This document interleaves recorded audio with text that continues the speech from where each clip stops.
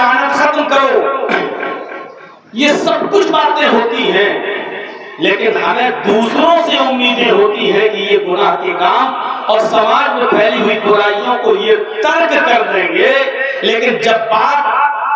ہم جیسے علماء کو اور ہم جیسے ذمہ داروں کو اپنی بیٹی کی شادی کی آتی ہے تو ہم اپنی بیٹی کو جہیز دیں گے، تقریروں میں ہم بارات کے سسٹم کو ختم کرنے کا لیکچر دیں گے، لیکن مولانا جرجیز کے بیٹے کا جب نکاح ہوگا تو ہم اپنے بیٹے کی شادی میں ہم بارات لے کر جائیں گے۔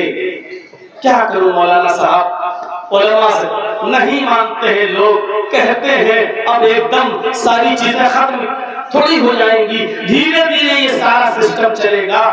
تقریریں کرتے ہوئے 20 22 25 سال کا عرصہ گزر گیا اور 25 سال کے بعد یہی سننے کو مل رہا ہے کہ دھیرے دھیرے لوگ راستے پہ آئیں گے۔ جو ہم نے 25 سال پہلے سنتے تھے وہی آج بھی سن رہے ہیں کہ دھیرے دھیرے عوام صحیح راستے پہ آئے گی۔ آپ بیک وقت ختم کرانا چاہتے ہیں تو نہیں ہوگی۔ قرآن کریم نے ہماری کمزور نفس پر ہاتھ رکھتے ہوئے فرمایا تم دوسروں کی اصلاح کرنا چاہتے ہو؟ نہیں۔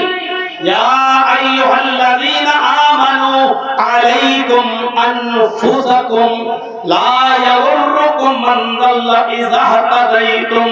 اے ایمان والو، اے مسلمانوں، علیکم انفسکم، پہلے تم اپنی فکر کرو، پہلے تم اپنے آپ کو دیکھو۔ ہر جلسے میں سماج کی برائیوں کا تذکرہ تو ہوتا ہے، لیکن جب ہم سے کہا جائے کہ اس برائی کے سلسلے کو آپ ختم کریے تو ہم کرنے کے لیے تیار نہیں ہوتے ہیں۔ قرآن کریم نے کہا ہر انسان اپنی فکر خود کرنے لگے، ہر انسان اپنی اصلاح خود کرنے لگے اور اپنی فکر کرنے لگے تو سماج اور معاشرے میں پھیلی ہوئی ساری برائیاں ختم ہو جائیں۔ جمعے کے خطبے میں کچھ لوگ بولنے لگے، یہ بولے وہ بولے، جبکہ حدیث ہے کہ اگر کوئی شخص بول رہا ہے تو اس کو بھی منع مت، کچھ مت بولو، بول رہا ہے تو اس کو یہ بھی مت کہو کہ خاموش ہو جاؤ، نہیں، کیونکہ وہ تو بول ہی رہا ہے اور آپ اس سے کہو کہ خاموش ہو جاؤ تو اب دو لوگوں کی آواز ہے، آپ کی آواز سن کر تیسرا کہے گا مولانا صاحب آپ بھی خاموش ہو جائیے، چوتھا ادھر، تو اور زیادہ ہنگامہ ہوگا۔ جب ہر آدمی خاموشی اختیار کر لے گا ہم خود چپ ہو جائیں گے، ہم خود خاموش ہو جائیں گے تو اپنے آپ خاموشی طاری ہو جائے گی۔ اس لیے کہا یا ایھا الذین آمنوا علیکم انفسکم، ایمان والو پہلے تم اپنی فکر کرو، ہر انسان اپنی فکر کر لے۔ حضرت حذیفہ رضی اللہ تعالیٰ عنہ کو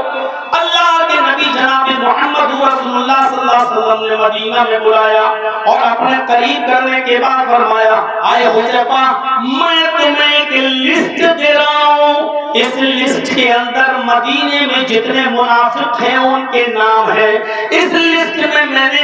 مدینے کے منافقوں کا نام درج کیا ہے، لیکن میں تمہیں رازدار سمجھتا ہوں اور رازدار بنا رہا ہوں۔ اے حذیفہ اس راز کو راز ہی رہنے دینا، دیکھو میں نے تمہارے اوپر بھروسہ کیا ہے، میں نے تمہیں رازدار بنایا ہے۔ اے حذیفہ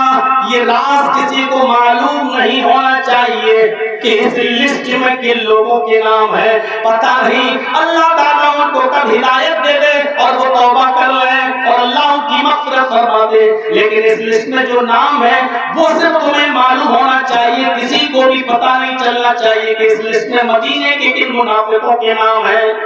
حضرت حذیفہ نے اس لسٹ کو اپنے پاس رکھا، ناموں کو پڑھا اور اپنی پوری زندگی اس لسٹ کو دیکھنے کے بعد کسی کو بتایا نہیں کہ اس لسٹ میں کتنے لوگوں کے نام ہیں، کون منافق ہے۔ لوگ آتے تھے پوچھتے تھے کہ حذیفہ کیا لسٹ ہے، اس لسٹ میں کن لوگوں کے نام ہیں۔ حذیفہ کہہ دیا کرتے تھے سوری جو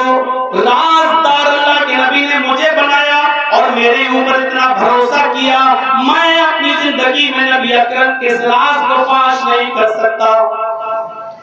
اب لوگوں کو تجسس ہو گیا، شوق ہوا کہ ہم کیسے پتہ لگائیں کہ کون منافق ہے کون نہیں، اور حضرت حذیفہ تو بیچارے بتاتے ہی نہیں اور یہ نبی کا راز کیوں بتانے لگے؟ نبی نے سختی کے ساتھ منع کیا ہے بتانے کے لیے